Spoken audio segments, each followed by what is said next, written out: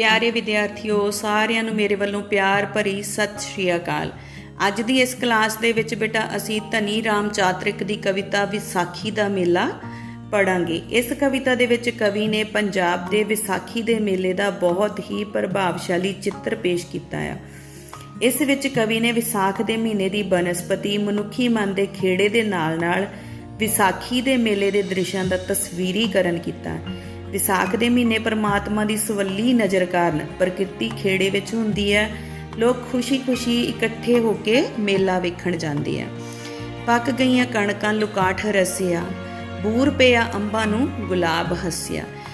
ਪਹਿਲਾ ਪੈਰਾ ਜਿਹੜਾ ਇਹਦੇ ਵਿੱਚ ਜਿਹੜੀ ਕੁਦਰਤੀ ਬਨਸਪਤੀ ਦਾ ਵਰਣਨ ਕਰਦਾ ਆ। ਕਵੀ ਦੱਸਦਾ ਆ ਕਿ ਵਿਸਾਖ ਦੇ ਮਹੀਨੇ ਦੇ ਵਿੱਚ ਜਿਹੜੀ ਕੁਦਰਤੀ ਬਨਸਪਤੀ ਉਹ ਕਿਸ ਤਰ੍ਹਾਂ ਦੀ ਹੁੰਦੀ ਆ। ਵਿਸਾਖ ਦੇ ਮਹੀਨੇ ਦੇ ਵਿੱਚ ਕਣਕਾਂ ਪੱਕ ਜਾਂਦੀਆਂ। ਪੱਕ ਗਈਆਂ ਕਣਕਾਂ ਲੁਕਾਠ ਰਸਿਆ, ਲੁਕਾਠ ਕੀ ਹੈ ਇੱਕ ਫਲ, ਉਹ ਵੀ ਪੱਕ ਕੇ ਰਸ ਜਾਂਦਾ ਆ। ਬੂਰ ਪਿਆ ਅੰਬਾਂ ਨੂੰ ਗੁਲਾਬ ਹੱਸਿਆ, ਅੰਬਾਂ ਦੇ ਬੂਟਿਆਂ ਨੂੰ ਬੂਰ ਪੈ ਗਿਆ, ਭਾਵ ਉਹਨਾਂ ਨੂੰ ਫਲ ਲੱਗਣ ਦੀ ਜਿਹੜੀ ਪ੍ਰਕਿਰਿਆ ਉਹ ਸ਼ੁਰੂ ਹੋ ਚੁੱਕੀ। ਗੁਲਾਬ ਹੱਸਿਆ ਭਾਵ ਖਿੜੇ ਹੋਏ ਗੁਲਾਬ ਹੱਸਦੇ ਹੋਏ ਪ੍ਰਤੀਤ ਹੁੰਦੇ ਆ। ਬਾਗਾਂ ਉੱਤੇ ਰੰਗ ਫੇਰਿਆ ਬਹਾਰ ਨੇ।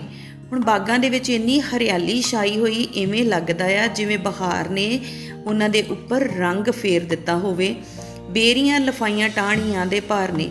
ਬੇਰੀਆਂ ਨੂੰ ਇੰਨਾ ਜ਼ਿਆਦਾ ਫਲ ਲੱਗ ਗਿਆ ਕਿ ਜਿਸ ਦੇ ਭਾਰ ਕਾਰਨ ਜਿਹੜੀਆਂ ਉਹ ਝੁੱਕ ਗਈਆਂ, ਲਫਾਈਆਂ ਮਤਲਬ ਝੁੱਕ ਗਈਆਂ ਆ।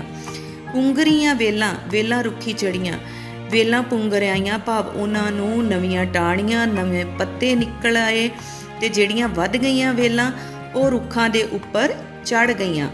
ਫੁੱਲਾਂ ਹੇਠੋਂ ਫਲਾਂ ਨੇ ਪਰੋਈਆਂ ਲੜੀਆਂ। ਹਰ ਰੁੱਖ ਨੂੰ ਪਹਿਲਾਂ ਫੁੱਲ ਲੱਗਦੇ ਤੇ ਫਿਰ ਫਲ ਲੱਗਦੇ ਆ। ਠੀਕ ਹੈ, ਹੁਣ ਫੁੱਲਾਂ ਦੇ ਹੇਠੋਂ ਫਲ ਜਿਹੜੇ ਨਜ਼ਰ ਆਉਂਦੇ ਉਹ ਇਵੇਂ ਨਜ਼ਰ ਆ ਰਹੇ ਆ ਜਿਵੇਂ ਉਹਨਾਂ ਦੀਆਂ ਲੜੀਆਂ ਪਰੋਈਆਂ ਹੋਣ। ਸਾਈਂ ਦੀ ਨਿਗਾਹ ਜਗ ਤੇ ਸਵਲੀਏ। ਸਾਈਂ ਕੌਣ ਆ? ਪਰਮਾਤਮਾ। ਨਿਗਾਹ ਕੋਈ ਆ? ਨਜ਼ਰ। ਜਗ ਇਹ ਸੰਸਾਰ, ਸਵੱਲੀ ਮਿਹਰ ਵਾਲੀ। ਕਵੀ ਆਖ ਰਿਹਾ ਇਹ ਖਿੜੀ ਹੋਈ ਪ੍ਰਕਿਰਤੀ ਨੂੰ ਦੇਖ ਕੇ ਇਉਂ ਲੱਗ ਰਿਹਾ ਹੈ ਜਿਵੇਂ ਉਸ ਪਰਮਾਤਮਾ ਦੀ ਨਜ਼ਰ ਇਸ ਸੰਸਾਰ ਤੇ ਬੜੀ ਮਿਹਰ ਵਾਲੀ ਹੈ। ਚੱਲ ਨੀ ਪ੍ਰੇਮੀਏ ਵਿਸਾਖੀ ਚਲੀਏ। ਤੇ ਕਵੀ ਆਪਣੀ ਪਤਨੀ ਨੂੰ ਆਖ ਰਿਹਾ ਹੈ ਕਿ ਚੱਲ ਅਸੀਂ ਵੀ ਮੇਲਾ ਵੇਖਣ ਚਲੀਏ। ਇਸ ਪਹਿਲੇ ਪੈਰੇ ਦੇ ਵਿੱਚ ਸਾਰੀ ਪ੍ਰਕਿਰਤੀ ਦਾ ਦੱਸਿਆ ਕਿ ਕਿਵੇਂ ਕਣਕਾਂ ਪੱਕ ਜਾਂਦੀਆਂ ਵਿਸਾਖ ਦੇ ਮਹੀਨੇ, ਲੁਕਾਠ ਦਾ ਫਲ ਪੱਕ ਕੇ ਰਸ ਜਾਂਦਾ ਆ, ਅੰਬਾਂ ਨੂੰ ਬੂਰ ਪੈ ਜਾਂਦਾ ਆ ਤੇ ਗੁਲਾਬ ਖਿੜੇ ਹੋਏ ਹੁੰਦੇ ਆ। ਜਿਹੜੇ ਬਾਗ ਆ ਉਹਨਾਂ ਦੇ ਵਿੱਚ ਹਰਿਆਲੀ ਨਜ਼ਰ ਆਉਂਦੀ ਆ ਤੇ ਬੇਰੀਆਂ ਨੂੰ ਬਹੁਤ ਜ਼ਿਆਦਾ ਬੇਰ ਲੱਗਣ ਕਾਰਨ ਉਹਨਾਂ ਦੀਆਂ ਟਾਹਣੀਆਂ ਝੁੱਕ ਜਾਂਦੀਆਂ, ਨਵੀਆਂ ਵੇਲਾਂ ਫੁੱਟ ਕੇ ਰੁੱਖਾਂ ਦੇ ਉੱਪਰ ਚੜ ਜਾਂਦੀਆਂ ਆ। ਫੁੱਲਾਂ ਦੇ ਹੇਠੋਂ ਫਲ ਇਉਂ ਲੱਗਦੇ ਆ ਜਿਵੇਂ ਉਹਨਾਂ ਦੀਆਂ ਲੜੀਆਂ ਪਰੋਈਆਂ ਹੋਣ। ਇਹ ਖਿੜੀ ਹੋਈ ਪ੍ਰਕਿਰਤੀ ਵੇਖ ਕੇ ਇਉਂ ਲੱਗਦਾ ਆ ਜਿਵੇਂ ਉਸ ਪਰਮਾਤਮਾ ਦੀ ਨਜ਼ਰ ਇਸ ਸੰਸਾਰ ਤੇ ਬੜੀ ਮਿਹਰ ਵਾਲੀ ਆ। ਤੇ ਕਵੀ ਆਪਣੀ ਪਤਨੀ ਨੂੰ ਆਖ ਰਿਹਾ ਕਿ ਆਪਾਂ ਵੀ ਮੇਲਾ ਵੇਖਣ ਚੱਲੀਏ। ਅਗਲੇ ਪੈਰੇ ਦੇ ਵਿੱਚ ਸਾਰਾ ਮੇਲੇ ਦਾ ਦ੍ਰਿਸ਼ ਉਹਨੇ ਸਿਰਜਿਆ ਆ। ਦੂਰ ਦੂਰ ਥਾਂੋਂ ਵਣਜਾਰੇ ਆਏ ਨੇ। ਹੁਣ ਮੇਲੇ ਦੇ ਵਿੱਚ ਬੜੀ ਦੂਰ ਦੂਰ ਤੋਂ ਵਣਜਾਰੇ ਕੌਣ ਹੈ? ਵਪਾਰੀ। ਬੜੀਆਂ ਚੀਜ਼ਾਂ ਲੈ ਕੇ ਉਹ ਬੜੀ ਦੂਰ ਦੂਰ ਤੋਂ ਆਏ ਹੋਏ ਆ। ਸੋਹਣੇ ਸੋਹਣੇ ਕੁੰਜਾਂ ਤੇ ਫੀਤੇ ਲੈ ਆਏ ਨੇ। ਕੁੰਜਾਂ ਤੇ ਫੀਤੇ ਕੀ ਆ? ਸੂਟਾਂ ਨੂੰ ਲਾਉਣ ਵਾਲੀਆਂ ਜਿਹੜੀਆਂ ਲੈਸਾਂ ਆ, ਕਿਨਾਰੀਆਂ ਆ, ਬਾਰਡਰ ਆ, ਇਹ ਸਾਰਾ ਕੁਝ ਉਹਨਾਂ ਦੇ ਕੋਲ ਆ। ਗਜਰਿਆਂ ਤੇ ਵੰਗਾਂ ਦਾ ਨਾ ਅੰਤ ਕੋਈ। ਉਹਨਾਂ ਕੋਲ ਇੰਨੇ ਕੁ ਗਜਰੇ ਤੇ ਇੰਨੀਆਂ ਕੁ ਵੰਗਾਂ ਆ ਕਿ ਉਹਨਾਂ ਦਾ ਕੋਈ ਵੀ ਅੰਤ ਨਹੀਂ। ਜਿੰਨੇ ਮਰਜ਼ੀ ਖਰੀਦਦਾਰੀ ਕਰ ਲਓ, ਬਹੁਤ ਜ਼ਿਆਦਾ ਗਿਣਤੀ ਦੇ ਵਿੱਚ ਉਹਨਾਂ ਕੋਲ ਗਜਰੇ ਤੇ ਵੰਗਾਂ ਆ। ਮੰਡੀ ਝੂਠੇ ਗਹਿਣਿਆਂ ਦੀ ਲੱਗੀ ਹੋਈ। ਝੂਠੇ ਗਹਿਣੇ ਕਿਹੜੇ? ਨਕਲੀ ਗਹਿਣੇ। ਠੀਕ ਹੈ, ਉਹ ਤੇ ਇੰਨੇ ਕੁ ਜ਼ਿਆਦਾ ਆ, ਇਹ ਲੱਗਦਾ ਜਿਵੇਂ ਮੰਡੀ ਲੱਗੀ ਹੋਈ ਹੋਵੇ। ਹੱਟੀਆਂ ਹਜ਼ਾਰਾਂ ਹਲਵਾਈਆਂ ਲਾਈਆਂ। ਹੁਣ ਬਹੁਤ ਸਾਰੇ ਹਜ਼ਾਰਾਂ ਹੀ ਹਲਵਾਈਆਂ ਨੇ ਆਣ ਕੇ ਮਠਿਆਈ ਦੀਆਂ ਦੁਕਾਨਾਂ ਇੱਥੇ ਲਾਈਆਂ ਹੋਈਆਂ। ਸੈਂਕੜੇ ਸੌਗਾਤਾਂ ਨਾਲੇ ਹੋ ਰਹੀਆਂ। ਸੌਗਾਤਾਂ ਕੀ? ਅਸੀਂ ਇੱਕ ਦੂਜੇ ਨੂੰ ਜਿਹੜੇ ਤੋਹਫੇ ਦਿੰਦੇ ਉਹਨਾਂ ਨੂੰ ਸੌਗਾਤ ਬੋਲਿਆ ਜਾਂਦਾ ਹੈ। ਇੱਦਾਂ ਦੀਆਂ ਇੱਕ ਦੂਜੇ ਨੂੰ ਦੇਣ ਲੈਣ ਵਾਲੀਆਂ ਚੀਜ਼ਾਂ ਬਹੁਤ ਸਾਰੀਆਂ ਹੀ ਹੋਰ ਵੀ ਆਈਆਂ ਹੋਈਆਂ। ਹੱਟੀ ਹੱਟੀ ਸ਼ੌਂਕੀਆਂ ਦੀ ਭੀੜ ਖੱਲੀ ਏ। ਸ਼ੌਂਕੀ ਕੌਣ ਹੈ? ਸ਼ੌਕੀਨ। ਖੱਲੀ ਖੜੀ ਆ। ਠੀਕ ਹੈ, ਲੱਗੀ ਹੋਈ ਆ। ਹੁਣ ਹਰ ਹੱਟੀ ਦੇ ਉੱਤੇ ਖਰੀਦਦਾਰੀ ਦੇ ਸ਼ੌਕੀਨਾਂ ਦੀ ਭੀੜ ਲੱਗੀ ਹੋਈ ਆ। ਚੱਲ ਨੀ ਪ੍ਰੇਮੀਏ ਵਿਸਾਖੀ ਚੱਲੀਏ। ਇਹ ਤੋਂ ਬਾਅਦ ਕਵੀ ਲਿਖਦਾ ਆ ਥਾਈਂ ਥਾਈਂ ਖੇਡਾਂ ਤੇ ਪੰਘੂੜੇ ਆਏ ਨੇ।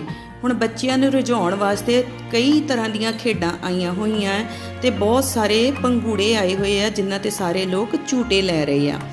ਜੋਗੀਆਂ ਮਦਾਰੀਆਂ ਤਮਾਸ਼ੇ ਲਾਏ ਨੇ।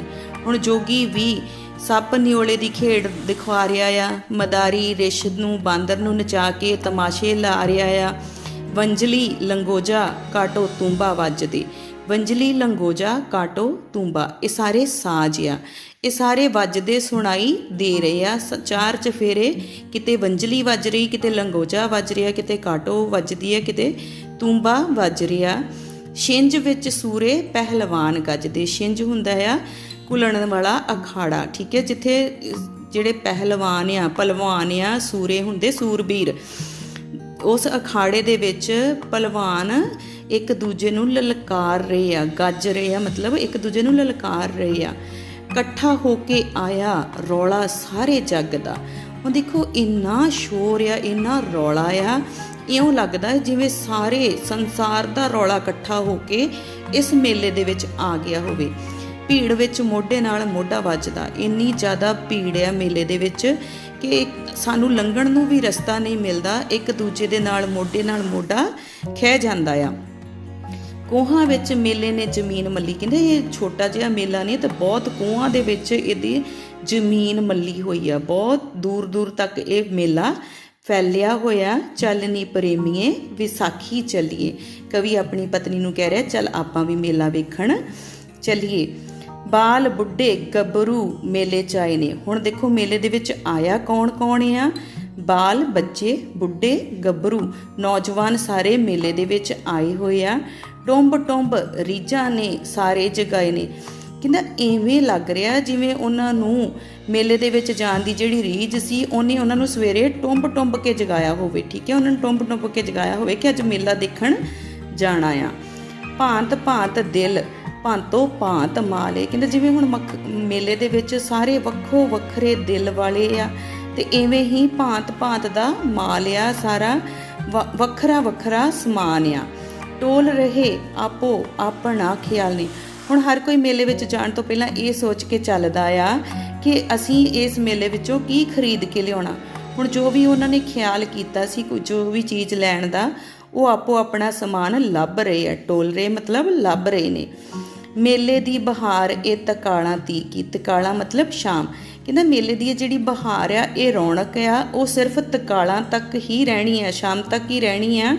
ਸੌਦਾ ਲੈ ਵਿਹਾਜ ਜਿੱਦੀ ਜੋ ਤਫੀਕ ਹੈ, ਸੌਦਾ ਜਿਹੜਾ ਅਸੀਂ ਸਮਾਨ ਖਰੀਦਣਾ, ਲੈ ਵਿਹਾਜ ਮਤਲਬ ਖਰੀਦਦਾਰੀ, ਜਿਹਦੀ ਜਿਸ ਦੀ, ਜੋ ਤਫੀਕ ਮਤਲਬ ਪਹੁੰਚ, ਜਿਹਦੀ ਜਿੰਨੀ ਕੁ ਪਹੁੰਚ ਆ ਉਹਨੇ ਆਪਣੀ ਪਹੁੰਚ ਮੁਤਾਬਕ ਸਮਾਨ ਖਰੀਦ ਕੇ ਲੈ ਜਾਣਾ ਆ।